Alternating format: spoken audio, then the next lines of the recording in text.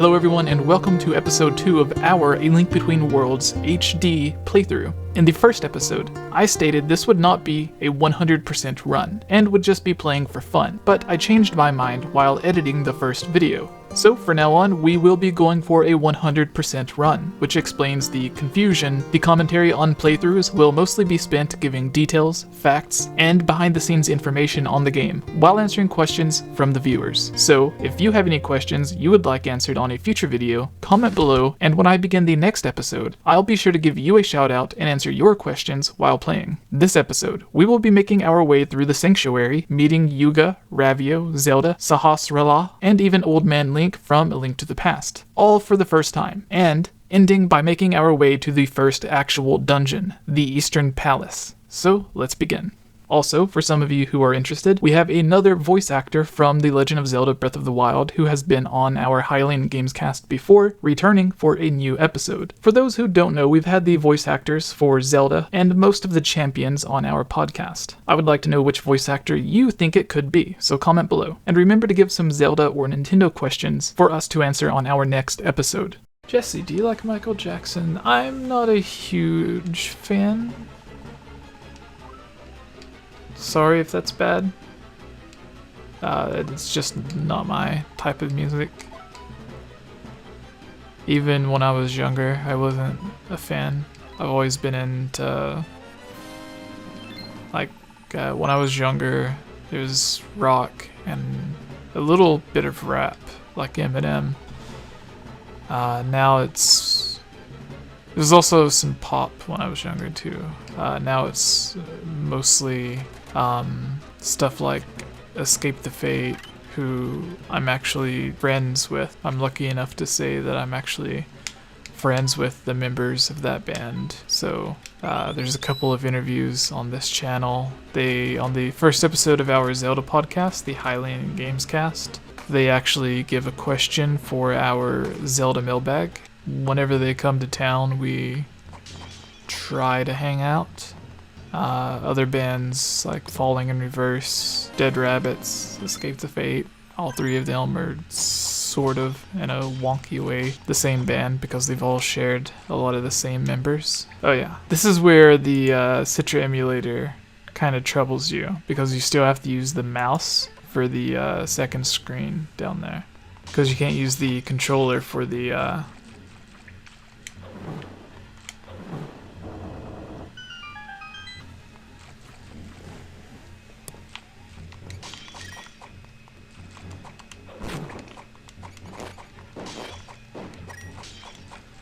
So, while we're in here, a really unimportant dungeon, something that a lot of people don't think about, but was very obvious to me, but in a cool way. The newest Mario game, Mario Odyssey, takes a lot of the ideas from a bunch of different Zelda games and applies them by putting them all together. Like, you can go 2D in the wall, like you can in A Link Between Worlds. You have a talking hat, like in Minish Cap. You can transform into other creatures, like in Majora's Mask, or take control of other creatures, like in Phantom Hourglass with Link, using Zelda to take control of the soldiers. So it combines all of these different qualities and concepts from past Zelda games, but just puts them into Mario games. Which makes me wish they would take some concepts from Mario games and put them in Zelda games.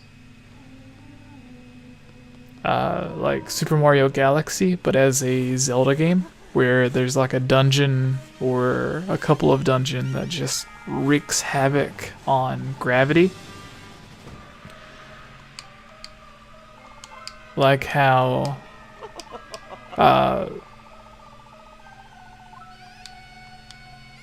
what is it? The Iron Boots and Twilight Princess sort of do something like this, where you have to like walk alongside the walls and stuff.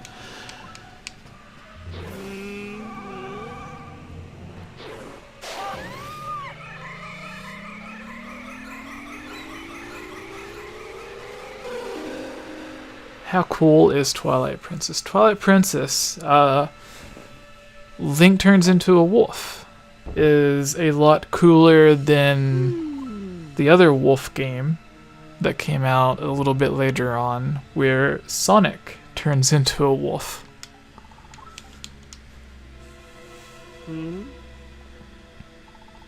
Where's Sonic? That's the twist, considering how Hyrule turned out in Breath of the Wild. Demise makes a comeback slowly but surely out of the timeline. The malice will somehow be used to weaken the Master Sword. Master Sword was already weakened. That was the point of Breath of the Wild, was restoring the Master Sword. I don't think Breath of the Wild would do the same thing again, because the Master Sword at the end of Breath of the Wild is already brought back to its full power.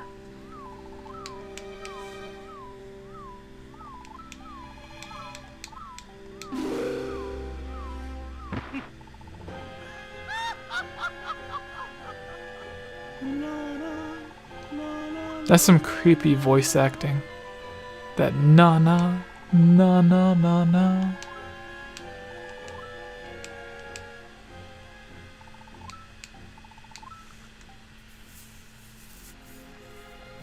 I come in and hear Sonic Unleashed. Interesting. Yeah, because they kind of took the idea from Twilight Princess, where Link turns into a wolf, and then in Sonic Unleashed they have Sonic turn into a wolf or a werewolf. So here we are with episode 2, everybody. Meeting Ravio. We gotta do a couple of quests here before we get to the first dungeon. Oh, you're waking up. Good. I was starting to worry about you, buddy. The name's Ravio. Hey, you listening to me? What? The rug tastes really good or something?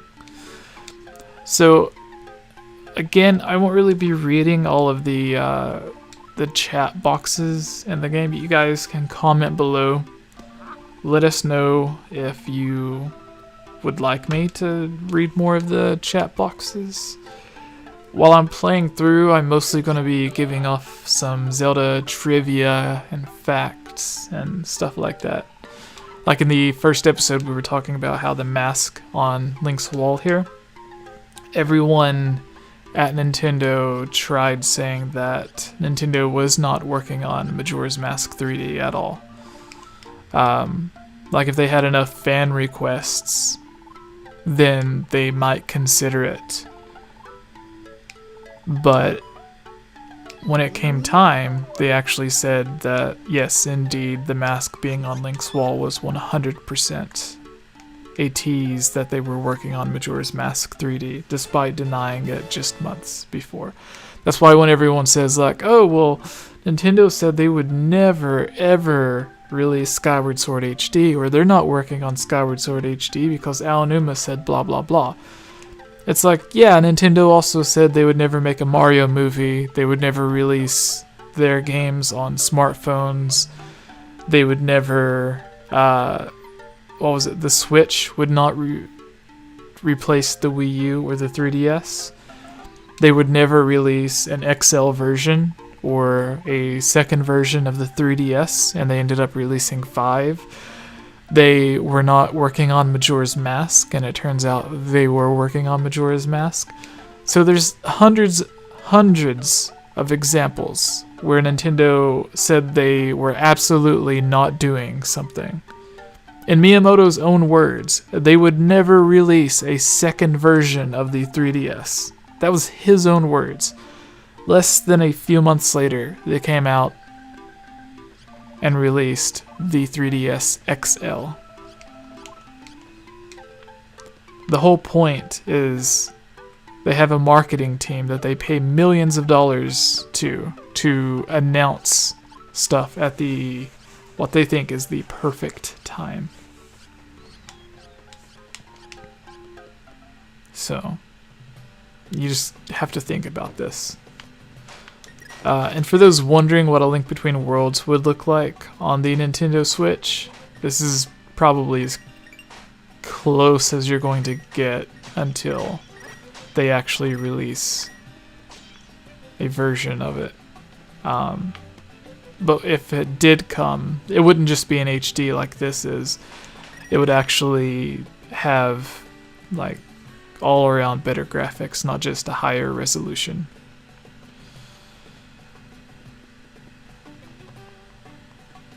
So there's a few things that we have to do. I don't want to go out of order. So I guess we're going to go to the castle first, right? I was about to go to the shield shop, but I don't have enough rupees yet. Or do I? Do I have enough rupees? Let's see.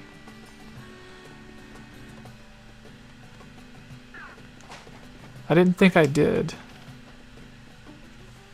And then that one path is blocked off for the, yeah, I do. So I have a 4K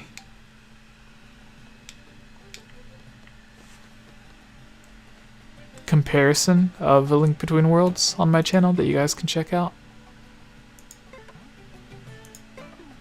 Where is it? Is it automatically? Yeah, it's automatically equipped. Good.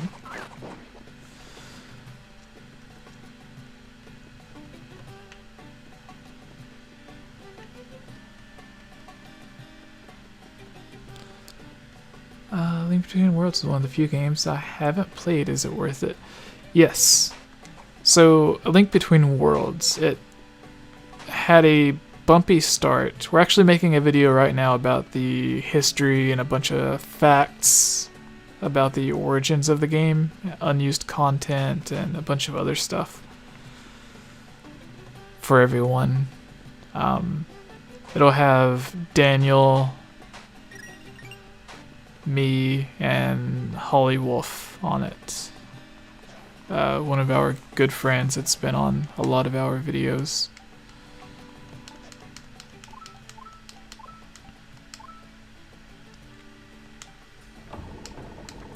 Yeah, it's weird. You have to talk to this guy before the castle door opens up. But I expect that video out sometime soon after this video goes up.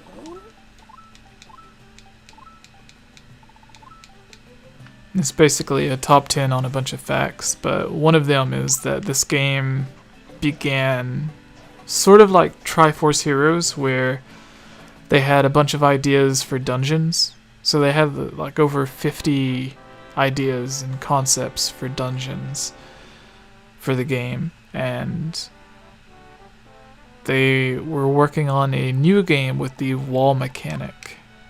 And at first Miyamoto didn't understand it. Like, he just didn't like it. And he wanted to remake A Link to the Past, basically, on the 3DS. And Aonuma wanted to make his own game, an entirely new game that had nothing to do with A Link to the Past, just a brand new Zelda game for the 3DS, using this new mechanic. And they went back and forth on it for a while, and then they finally ended up compromising to where instead of a remake, they had a sequel slash remake slash... It's like a sequel and a remake at the same time. Because it began as a remake, but then they wanted to make their own game. So instead of a remake, they kept the same overworld and just brought in a new story, a new dungeon, and some new characters. So it became sort of like a reboot, or what I like to call a reimagining of the game. So it's like halfway a reboot, half a sequel. That's, again, that's just how I call it. But yeah, it's totally worth it. I don't know if they will release a remake of it on the switch, and if they did, it makes me wonder if it would look like this or if they would make it look like Link's Awakening. I have to say, I don't like the way they did this tilt thing, to where everything in the overworld, like the camera is straight up and down, and then they have all the characters and everything just like shifted and tilted diagonally. Like, why make everything diagonal when you could just tilt the camera and have that same perspective that you have in like Phantom Hourglass and Spirit Tracks and everything? Because you get a similar look without the trouble or the weirdness of everything being slanted.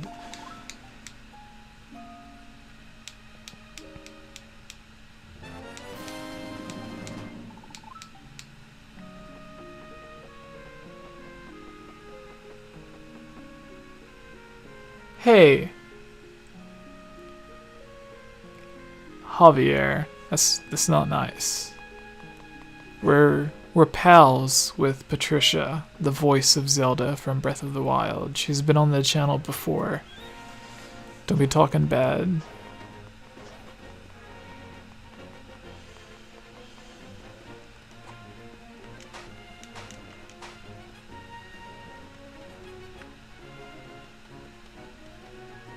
And it's not just Nintendo of America who approved of her. It was like Miyamoto, Aonuma, the actual creators of the Zelda series in Japan, were listening in and at the auditions. Like the people who literally created the Zelda series chose her out of everyone else. It wasn't just one person saying, hey, I like Patricia, let's get her to play Zelda. It's literally the people who made the series, heard her voice go over the lines, and thought she was perfect for that role. So whenever the people who created the game thought of their perfect voice for Zelda, they ended up picking Patricia with that British accent out of everyone else. And I understand you can have some criticisms, but it's like, if that's the voice that the creators themselves wanted, like, they're the ones who made her. Like, a lot of people criticize that she had a British accent, but that's what Aonuma and everybody wanted.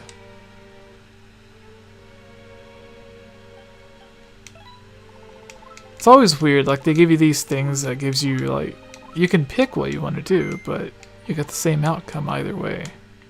Even Skyward Sword tries to change it up to where it's like, you'll kind of get different answers, but not really. And then Breath of the Wild sort of takes it a step further. But in Breath of the Wild, it's like, at the beginning of the game, all of Link's answers are just really rude.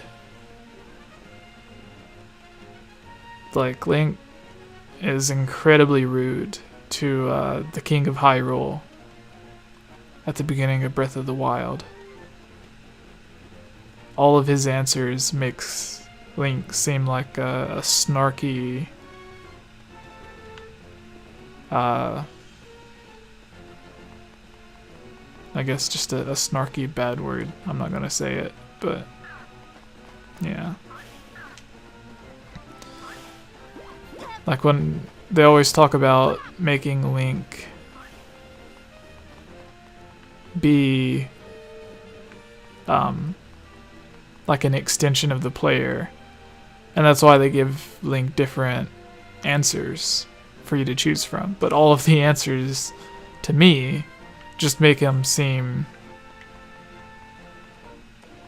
incredibly rude.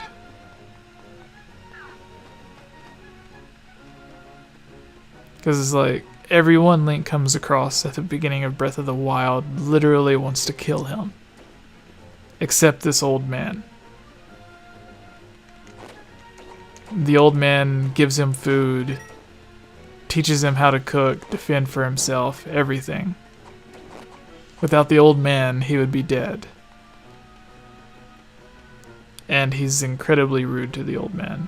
Like, give me the paraglider.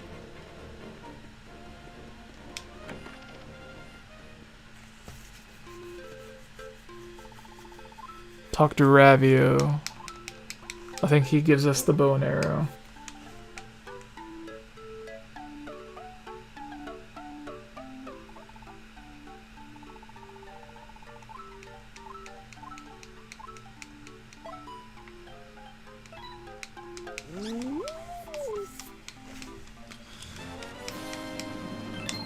Also, there's a couple of new videos on the channel about some unused items in Breath of the Wild. There was if you guys remember the beetle from Skyward Sword, they brought it back in Breath of the Wild. It was called the Dragonfly, and your Sheikah Slate would actually transform into a dragonfly, and you could fly it around, sort of like the beetle, or like imagine a boomerang that you can just control, or like a drone, basically.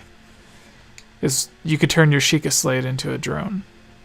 Is the easiest way to put it. And it had the hook shot or claw shot as well.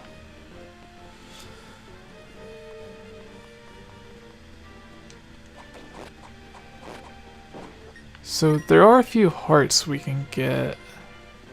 We'll head over to Kakariko Village before we go to the first dungeon. We'll end this live stream after we beat the first dungeon, I guess.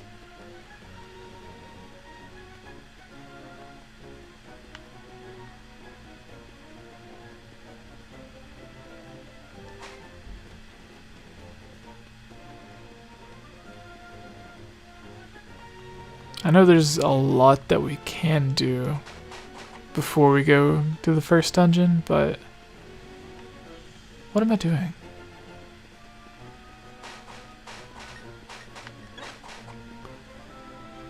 Someone named Manny. So let me know what you guys like. What is your all's favorite Zelda game, or if you're a fan of A Link Between Worlds, what's your favorite dungeon in A Link Between Worlds?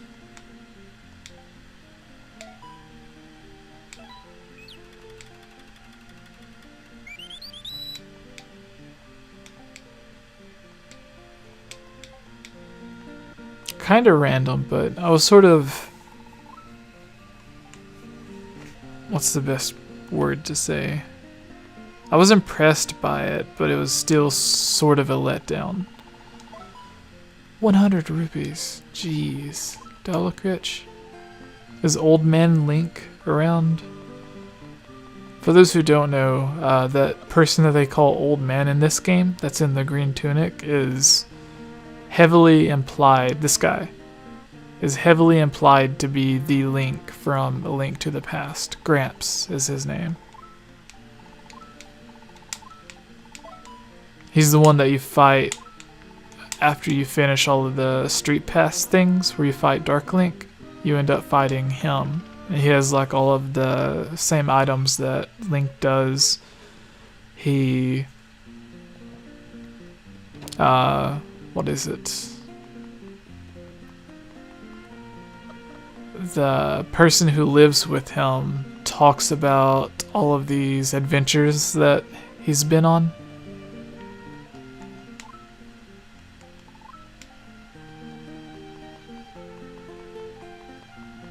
And with this game supposed to have taken place like 100 years or whatever after A Link to the Past, then it's all implied that that is like the older hero.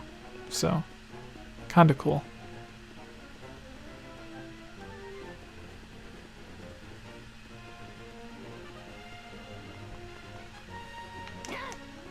Hey now. Chill out.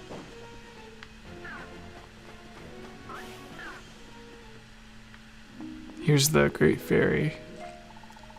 These are the Great Fairies I like. It looks more like a Kokiri, but I like these fairies a lot more than the fairies from Breath of the Wild. Even the ones from Ocarina of Time and Majora's Mask are kind of scary.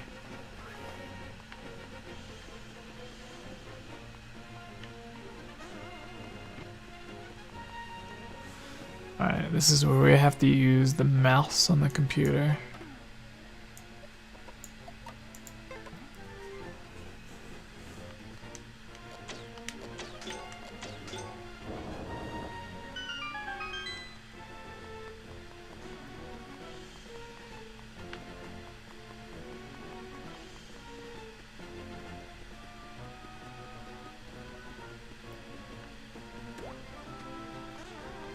Alright, and here we are. At the dungeon. Sahasrahla. You, stop where you are. What are you doing here at the Eastern Palace? Very creative name. Very creative. Palace at the very center of the east side of the map. So they call it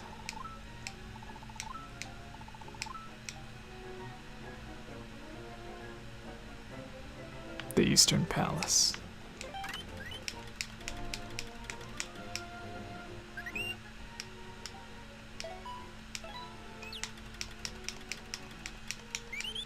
Alright, we have 3 hearts, no bottles, no milk, no extra hearts, no fairies. Can we beat it? Let's see. Alright everyone, welcome to what will be episode 3. We are in the Eastern Palace. It's been a long time since I've played this game.